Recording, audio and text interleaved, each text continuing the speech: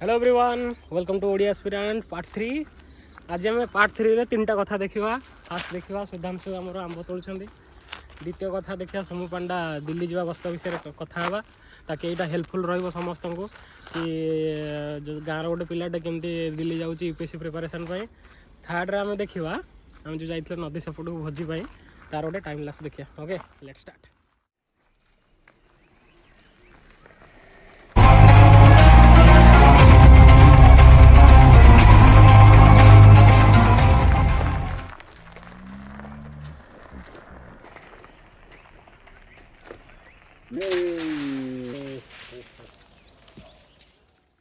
सुधांशु चट्टोपाध्याय केते आंब तोड़ी देखो 1 2 3 4 5 ये सब जाक आंब ये चोरी करेंगे।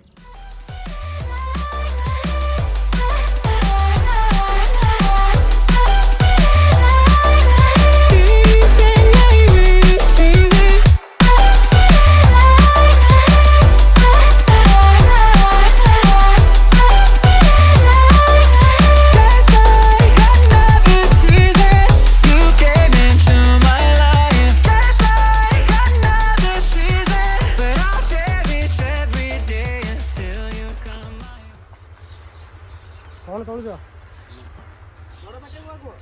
बड़ बाटर कह ना देखिया के तोड़ ये लंका तोड़ा ना लंका चटनी गोटे हम से पड़ जा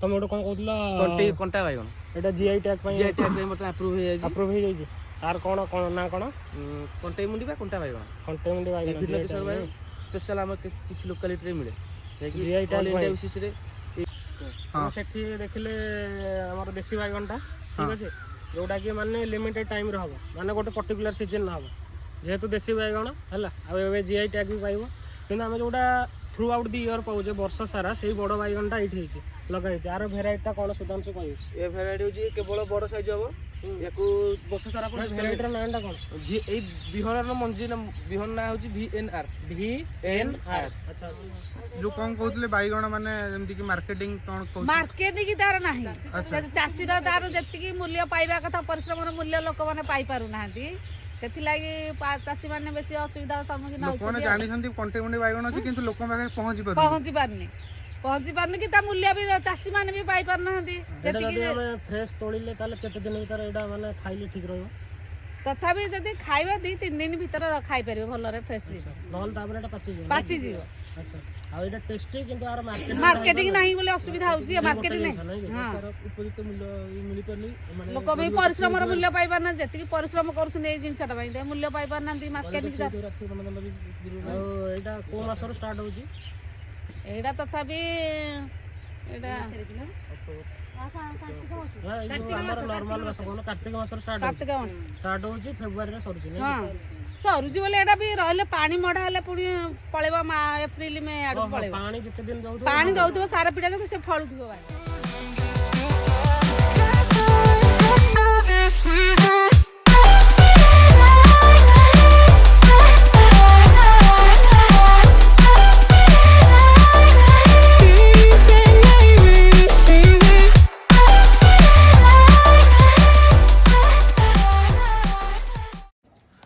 मिस्टर सोमू आमर जानी थे जो मैंने कि हम वीडियो फॉलो कर सी आमर मोस्ट ऑफ दी वीडियोज रे से कैमरा मोस्ट ऑफ दी कौन दीटा टोटल वीडियो होइछि से टिके शूटिंग करिया भल पांदी से कैमरा पछरे बेसी समय रुहंती तो हमें तांका विषय गोटे खबर जानलु कि से यूपीएससी प्रिपरेशन जर्नी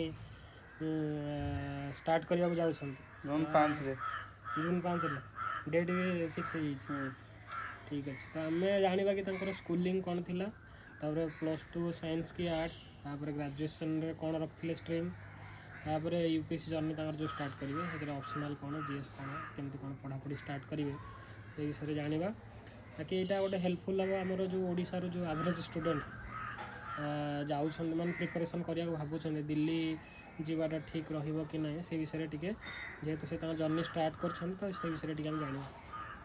ମୁଁ ସମସ୍ତଙ୍କୁ ପଚାରିବି ସ୍କୁଲିଂ କେଉଁଠି ଥିଲା? ସ୍କୁଲିଂ ଥିଲା ମୋର ପ୍ରାରମ୍ଭ ଦଶମ ସରସ୍ୱତୀ ସୁବିଧା ମନ୍ଦିର ସରସ୍ୱତୀ ଭୁବନେଶ୍ୱର। ଭଲ ପିଲା ପ୍ଲସ୍ ଟୁ? ପ୍ଲସ୍ ଟୁ ଥିଲା ମୋର ରେସିଡେନ୍ସିଆଲ। କ'ଣ ସାଇନ୍ସ? ସାଇନ୍ସ। ତାପରେ ଗ୍ରାଜୁଏସନ୍? Graduation arts. ଆର୍ଟ୍ସ କାହିଁକି? ମାନେ UPSC ଷ୍ଟାର୍ଟ କରିବ ବୋଲି ମାନେ ଅଲରେଡ଼ି ଡିସାଇଡ଼୍ କରିଦେଇଥିଲା କି? ହଁ। ଆଚ୍ଛା ତାମାନେ ତୁମର ଗ୍ରାଜୁଏସନ୍ ଫାର୍ଷ୍ଟ ଇୟର୍ରୁ ତୁମେ ପଢ଼ାପଢ଼ି ଷ୍ଟାର୍ଟ କରିଛ? ହଁ ମାନେ ପ୍ଲସ୍ ଟୁ ସରିଲା ପରେ ଆଉ ମାନେ ଗ୍ରାଜୁଏସନ୍ ଫାର୍ଷ୍ଟରୁ UPSC ପାଇଁ ପଢ଼ାପଢ଼ି ଚାଲିଛି? ପଢ଼ାପଢ଼ି ହଁ ମାନେ ହଁ ସେଇଭଳିଆ ଚାଲିଛି। ସେଇଭଳିଆ ମାନେ ତାମାନେ ତୁମ ଜର୍ଣ୍ଣି ଅଲରେଡ଼ି ଷ୍ଟାର୍ଟ ହେଇଯାଇଛି? ମାନେ ଯେମିତିକି UPSC ସିଲାବସ୍ ଜାଣିଲି, ଅପସନାଲ୍ ଜାଣିଲି, ମାନେ ଓଭରାଲ୍ ଉପରେ ଜାଣିଛ ନାଇଁ କି? ମାନେ ସେମିତି ନାହିଁ କି ଡେଡିକେଟେଡ଼ଲି ପଢ଼ିବା ତାପରେ UPSC ବୁକ୍ସ ପଢ଼ିବା ସେମିତି କିଛି ଷ୍ଟାର୍ଟ ହେବ? ଆଚ୍ଛା ତାମାନେ ଜୁନ୍ରୁ ଅଫିସିଆଲି ଷ୍ଟାର୍ଟ ହେବ? ଆଉ କଲେଜରେ କ'ଣ ଅପସନାଲ୍ ତୁମର ଯେଉଁ ଇଏ କ'ଣ ଥିଲା ଅନର୍ସ କ'ଣ ଥିଲା? ଅନର୍ସ ଥିଲା ମୋର ହିଷ୍ଟ୍ରି।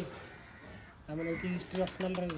ନାଇଁ ହିଷ୍ଟ୍ରିକୁ ନେଇ ଆଣି ଥୋଇବନି। ହିଷ୍ଟ୍ରି ଏମିତି ପଢ଼ିବାକୁ ଗୋଟେ ଷ୍ଟୋରି ହିସାବରେ ଭଲ ଲାଗେ, କିନ୍ତୁ ଜୋଗ୍ରାଫି ମୋତେ ଲାଗୁଛି ଭଲ ରହିବ। ଜୋଗ୍ରାଫି ମୁଁ ଡିସାଇଡ଼୍ କରିଛି ଜୋଗ୍ରାଫି ନେବା ପାଇଁ। ଆଚ୍ଛା ଅପସନାଲ୍ ଜୋଗ୍ରାଫି ରହିବ? ହଁ। ଆଉ କିଛି ଆଇଡ଼ିଆ ଅଛି କି ମାନେ କେଉଁ ଇନଷ୍ଟିଚ୍ୟୁଟ୍ରେ ଜଏନ୍ କରିବ ଅପସନାଲ୍ ପାଇଁ ନା କ'ଣ?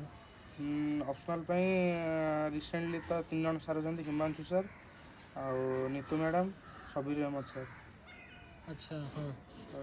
ତ ମୋତେ ଲାଗୁଛି ମୁଁ ଯେଉଁଠି ରହିବି ସେଇ ପାଖାପାଖି ନିତୁ ମ୍ୟାଡ଼ାମ୍ ଆଉ ସବିର ସାର୍ଙ୍କୁ କରଲ ପାଖରେ? ହଁ।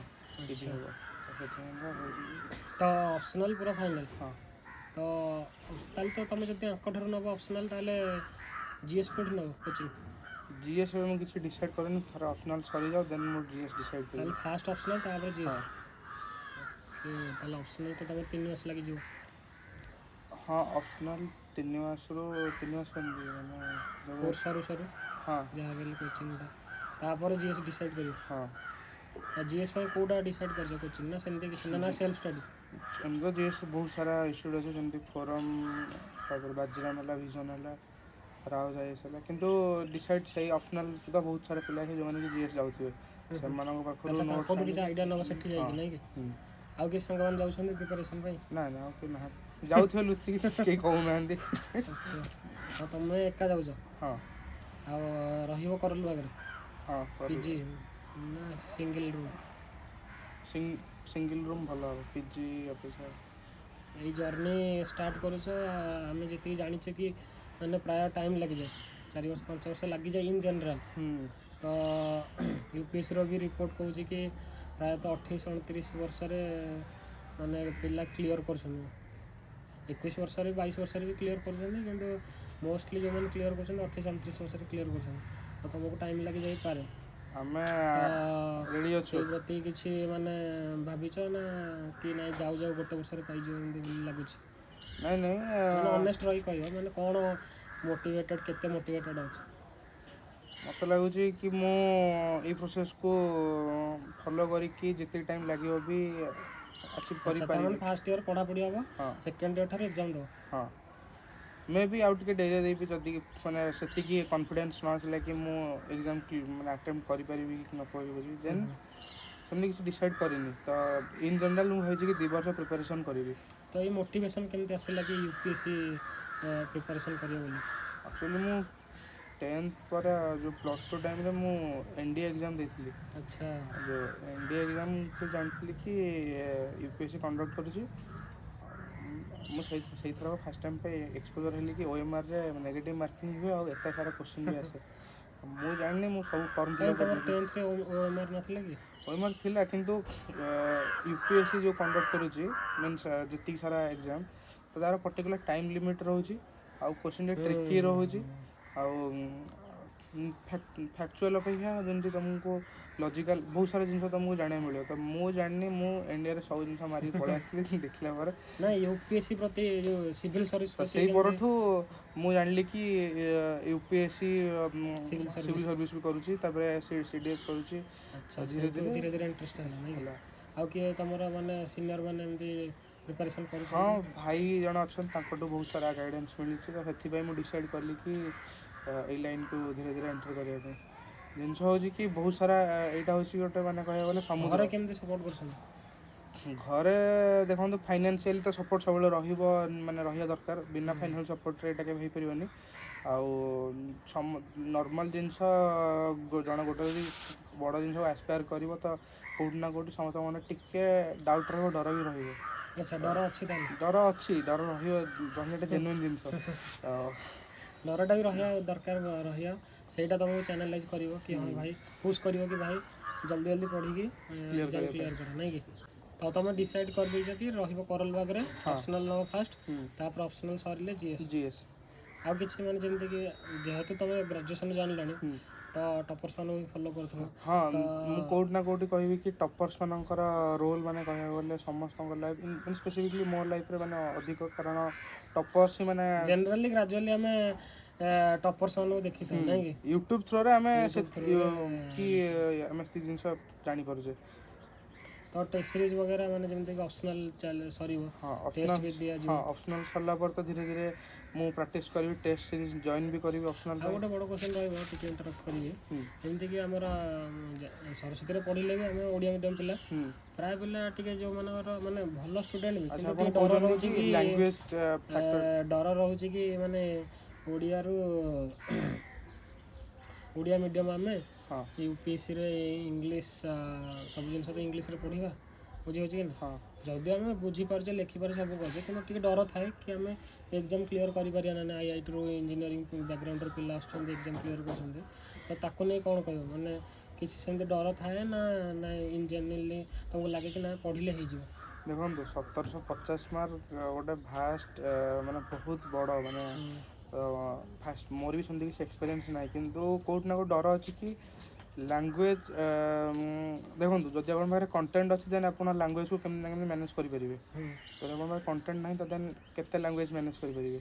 ଆଚ୍ଛା, ମାନେ ସେମିତି ନାହିଁ, କଣ୍ଟେଣ୍ଟ ନାହିଁ ଯଦି ଇଂଲିଶରେ କରିବେ କ'ଣ, ନାଇଁ? ସେଇ କଥା କହିବାକୁ ଚାହୁଁଛ? ମନେକର ହିଷ୍ଟ୍ରି, ଡର ବି ଅଛି, ଆଉ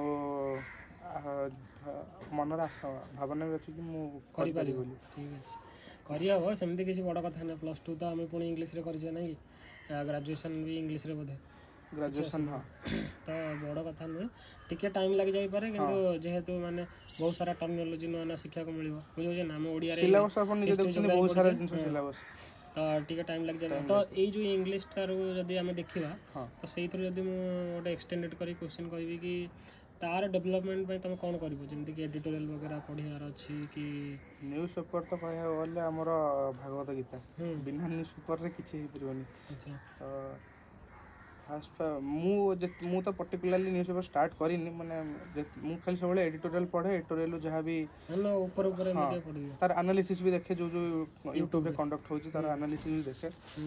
ତ ଏତିକି ମୁଁ ଷ୍ଟାର୍ଟ କରିଛି। ଦେନ୍ ଏବେ ଗଲା ପରେ ମୁଁ ନ୍ୟୁଜ୍କୁ ଡେଲି ବେସିସ୍ରେ ଟାଇମ୍ ଦେବି, ତା ଦେହରେ ନୋଟ୍ସ ବନେଇବି, ମେନ୍ସ ପାଇଁ, ପ୍ରିଲିମ୍ସ ପାଇଁ। ତ ତାକୁ ଅପସନାଲି କେଉଁଠି ୟୁଜ୍ କରିପାରିବି, ଆଇଡ଼ିଆ ରଖିଛି, ବାସ୍ କିଛି ଷ୍ଟାର୍ଟ କରିନି।